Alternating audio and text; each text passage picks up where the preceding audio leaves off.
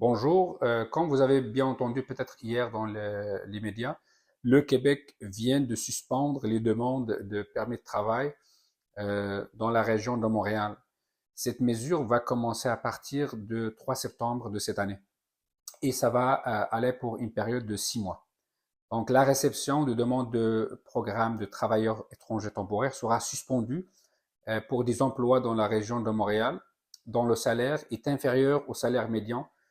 On parle de 57 000 dollars par année, ou bien si on parle de salaire horaire, ça va être 27 dollars, 27 dollars et demi à peu près à l'heure. Donc ces salaires-là, dans la région de Montréal, les travailleurs qui sont dans cette situation, ils ne peuvent pas soumettre une demande de permis de travail temporaire à partir du 3 septembre de cette année.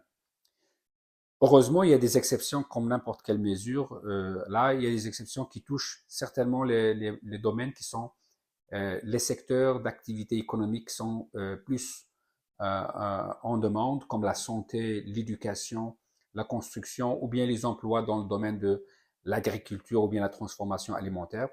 Donc, c'est une exception à la mesure.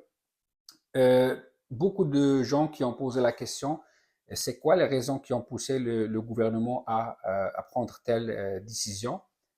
Donc, comme on le sait très bien, on l'a vu peut-être dans les médias ces dernières semaines, le Québec veut clairement réduire l'immigration temporaire parce que, selon les statistiques, on a vu que le nombre de travailleurs temporaires au Québec, il a vraiment presque doublé entre 2021 et 2024. On a passé de 300 000 à 600 000 si on parle de 1er avril 2024.